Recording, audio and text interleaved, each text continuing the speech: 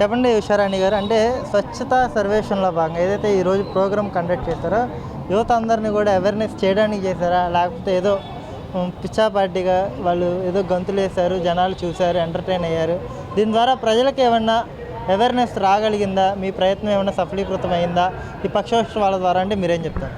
ఈ పక్షోత్సవాల ద్వారా దాదాపు ప్రజలకు రీచ్ అవ్వాలనే చేశారండి. మధ్యలో ఈ ఎంటర్టైన్మెంట్ ప్రోగ్రాంలో కూడా మధ్యలో మీరు చూసే ఉంటారు, క్వశ్చన్స్ వేశారు. అది వెట్ అంటే ఏంటి, డ్రై అంటే ఏంటి, శుభ్రత అంటే ఏంటి, ఏం చేయాలి మనము అని ఈ ప్రోగ్రాం గురించి కూడా చెప్పారు. అంటే వీళ్ళకి అందులో చదువుకున్న పిల్లలు, వీళ్ళందరూ డిగ్రీ ఇంజనీరింగ్ చదువుతున్న పిల్లలు కాబట్టి వాళ్ళకి చాలా తొందరగా అర్థమవుతుంది. వాళ్ళ భాగస్వామ్యం ఉంటేనే తొందరగా ఈ శుభ్రత అనేది ప్రజల్లోకి వెళ్తుంది, వాళ్ళ అవేర్నెస్ ప్రోగ్రామ్ అనేది తొందరగా ప్రజల్లోకి తీసుకెళ్ళగలుగుతారని ఈ కాలేజ్ స్టూడెంట్స్ పెడతాం జరిగిందండి ఈరోజు ఈ ప్రోగ్రామ్. ట్రిపుల్ సెంటర్లు పెట్టారు, కేవలం అవి ప్రచారానికి మాత్రమే పరిమితం అయ్యాయి. బస్ స్టాపుల దగ్గర పెట్టారు కానీ అంత సక్సెస్ఫుల్గా రన్ అవుతున్న పరిస్థితి అయితే కనిపించడం లేదు. మీరేమో రీయూజు, రెడ్యూజు, రీసైకిల్ అని చెప్పేసి ఒక ఒక క్యాంపెయినింగ్ అయితే రన్ చేయగలుగుతున్నారు కానీ అది ఆచరణాత్మకంగా అయితే అమలు కావడం లేదనేది కౌన్సిల్ సాక్షిగా నేనైతే బలంగా నమ్ముతున్నాను. మీరేమంటారు? మీరు అన్నది కూడా తప్పు లేదండి.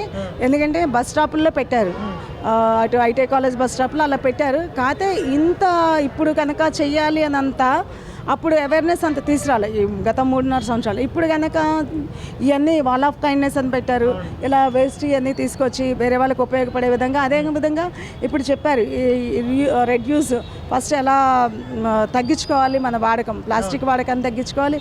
దాంతోపాటు ఎలా రీయూజ్ చేయాలంటే ప్లాస్టిక్ని తగ్గించుకొని దాని ప్లేస్లో క్లాత్ కానీ ఏదైనా వాడితే కనుక అది మళ్ళీ రీయూజ్ అవుతుందని చెప్పి, అదేవిధంగా రీసైకిల్ ఏదైతే బాటిల్స్ ఉన్నాయో ప్లాస్టిక్ బాటిల్స్ అవన్నీ రీసైకిల్ చేసుకొని మళ్ళీ దాన్ని వాడుకోవడానికి వీలుగా ఉంటుంది కాబట్టి దాని గురించి చెప్పారు. పొల్యూషన్ అనేది కూడా తగ్గాలి కాబట్టి ప్రతి ఒక్కళ్ళు కూడా ఈ చెత్త చెదారం తీసుకొచ్చి నీళ్ళల్లో వేసేసి అక్కడ వాటర్ స్టాగ్నేట్ అయిపోయి మొత్తం బ్లాక్ అయిపోవటం అవన్నీ జరుగుతుంది. డ్రైనేజీల దగ్గర నుంచి, సైడ్ డ్రైన్ల దగ్గర నుంచి వాటన్నిటిని తగ్గించాలనే ఉద్దేశంతో ఇది జరుగుతుంది.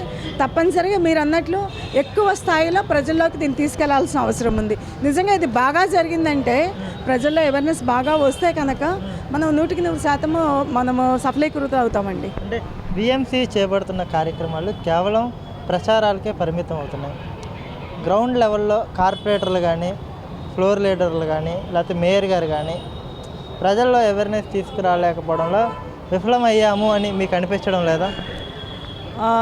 నాకైతే ఇప్పటి వరకు అసలు ఈ ప్రోగ్రామ్ని ఈ 17వ తారీఖు నుంచి మొదలుపెట్టాను. అంటే కొత్త గవర్నమెంట్ వచ్చిన తర్వాత పక్కన పెట్టండి, లోకల్ బాడీస్ పరంగా నేను అడుగుతాను. లోకల్ బాడీ పరంగా 3.5 సంవత్సరాల్లో కౌన్సిల్లో ఎక్కడ మాట్లాడింది ఇచ్చారండి? గత 3.5 సంవత్సరాల్లో ప్రతిపక్షంలో మేము కార్పొరేటర్ లాగా ఉన్నాం. చెత్త పన్ను మీద మేము అక్కడ యాజిటేషన్ చేశాము, చేస్తే అరెస్ట్ చేసి ఎఫ్ఐఆర్ కట్టారు. వాళ్ళు ఎఫ్ఐఆర్ కట్టిన కాపీలు కూడా మా దగ్గర ఉన్నాయి. అంటే ఒక కార్పొరేటర్ ప్రజల గురించి ప్రజల పక్షాన్ని మాట్లాడితే వాళ్ళ మీద కేసులు పెట్టారు. ఇప్పుడు ఆ కేసులు ఉండటం వల్ల మా పాస్పోర్ట్ రెన్యూలు కూడా ఆపేశారు. అంటే మేమేమైనా క్రిమినల్సా? మేమేమైనా మర్డర్ కేసులో ఉన్నామా? ఏమీ లేము. కేవలం ప్రజాపక్షాన మాట్లాడినందుకు మా పాస్పోర్ట్ రెన్యూలు ఆపేశారు. ఇప్పటికీ మా పాస్పోర్ట్ రెన్యూలు ఆపేసి కూడా అలాగే ఉంది. అంటే వాళ్ళకి ప్రజల గురించి మాట్లాడకూడదు. అలా 3.5 సంవత్సరాలు వాళ్ళు టైం వేస్ట్ చేశారు. ఇకనైనా ఏదైతే కౌన్సిల్లో వాళ్ళు మేలుకొని ప్రతి ఒక్కటి కూడా ప్రజల కోసం కష్టపడదాము, ప్రజలని మనము ఒక పార్టీలు అనేది ఉండొచ్చు మున్సిపల్ కార్పొరేషన్లో, తప్పులేదు. కానీ ప్రజాపక్షం అనేది ఒకటి ఉంటుంది కదా, ప్రజల పక్షాన మాట్లాడాలి, ప్రజల పక్షాన మన నగరాన్ని శుభ్రంగా ఉంచుకోవాలనే ఒక ఆలోచన వస్తే బాగుండేది. 3.5 సంవత్సరాల్లో కార్పొరేషన్లు ఇలాంటి చర్యలు సరిగ్గా తీసుకోలేదండి. ఇక నుంచి అయినా సరే సరిగ్గా తీసుకొని మన నగరాన్ని ఇలాంటి అవేర్నెస్ ప్రోగ్రామ్స్ పెట్టి మన నగరాన్ని శుభ్రతగా ఉంచుకోవాలని. గతంలో కూడా క్లీన్ అండ్ గ్రీన్ అనేది ఉండేది. ప్రతి శనివారం మొక్కలు నాటడం దగ్గర నుంచి ప్రతి ఒక్కళ్ళు ఆఫీసుల దగ్గర నుంచి, కాలేజ్ స్కూల్స్ దగ్గర నుంచి, రోడ్ల దగ్గర నుంచి కూడా అప్పుడు గవర్నర్ శ్రీధర్ గారు మేయర్గా ఉండేవాళ్ళు. ప్రజల భాగస్వామ్యంతో కార్పొరేటర్లుగా, కోఆప్షన్ మెంబర్లుగా మేమందరం ఉంటే ప్రజల భాగస్వామ్యంతో ఒక్కొక్క ఏరియా ఒక్కొక్క రోజు మేము చేసి క్లీన్ అండ్ గ్రీన్ ప్రోగ్రాము మేము సక్సెస్ చేసామండి. మరలా అలాగే చేస్తారని ఆశిస్తున్నానండి. ఈ మధ్యకాలంలో కొంతమంది వైఎస్ఆర్సీపీకి సంబంధించిన నాయకులు తెలుగుదేశం జనసేనలో జారే ప్రయత్నం చేశారు. అందులో భాగంగా వైఎస్ఆర్సీపీ తరఫున గెలిచిన కార్పొరేటర్లు కూడా పార్టీ మారేందుకైతే కొంత మక్కువ చూపిస్తున్నారు కదా. అంటే చాలా వరకు కౌన్సిల్లో మెజారిటీ కార్పొరేటర్లు అంటే వైఎస్ఆర్సీపీకి చెందిన కార్పొరేటర్లు అంతా కూడా ఇటు కూటమి వైపు వచ్చేందుకైతే ప్రయత్నాలు చేస్తున్నారు అని అయితే వార్తలు వస్తున్నాయి. ఇందులో వాస్తవాలు ఎంత, అవాస్తవాలు ఎంత, ఓవరాల్గా వైఎస్ఆర్సీపీ ఏదైతే కౌన్సిల్ ఉందో అది పడిపోయే పరిస్థితి ఉంటుందా, లేకపోతే కొత్తగా ఈ అనతి కాలంలో కొత్తగా కార్పొరేషన్ కౌన్సిల్ బాధ్యతలు ఎన్డీఏ తీసుకునే పరిస్థితి ఉంటుందా అంటే మీరేం చెప్తారు? అంటే మేము టీడీపీ కార్పొరేట్లు మా డివిజన్ అభివృద్ధి చూసుకుంటాము. మా డివిజన్లో శానిటేషన్ది డ్రైనేజ్ది ఇది ఆఫీసర్లతో చేస్తాము. వాస్తవాలు అనేది మాకన్నా ఎక్కువ మీకు తెలుస్తుంది.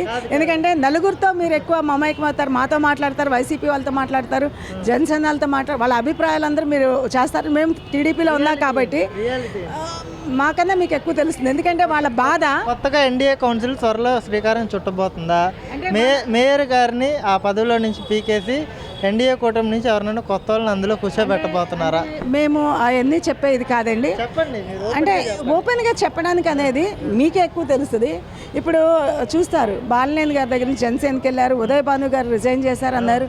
మరి ఒక ఎమ్మెల్యే స్థాయిగా వాళ్ళు చేసి దీని ఆయన విప్గా కూడా చేసినట్టున్నారు ఉదయ్ భాను గారు. వీళ్ళందరూ ఎందుకు మారి వచ్చారు అంటే నేను అనుకోవడం ఏంటంటే గత 5 సంవత్సరాల్లో వాళ్ళు ఒకసారి ఆ పార్టీలో ఉన్నందుకు ఏది చేయలేని పరిస్థితుల్లో వాళ్ళ బాధలు దిగమింగుకొని ఉండి ఒక ప్రశాంతమైన వాతావరణానికి బయటకు వద్దామనే ఉద్దేశంతో ఉన్నారు. ఒకవేళ కార్పొరేటర్లు కూడా అదే భావంతో బయటకు రావచ్చు. అప్పుడు ఏం జరుగుతుంది అనేది మీరు మళ్ళీ మమ్మల్ని అడిగినప్పుడు మేము చెప్తాము. Okay, thank you.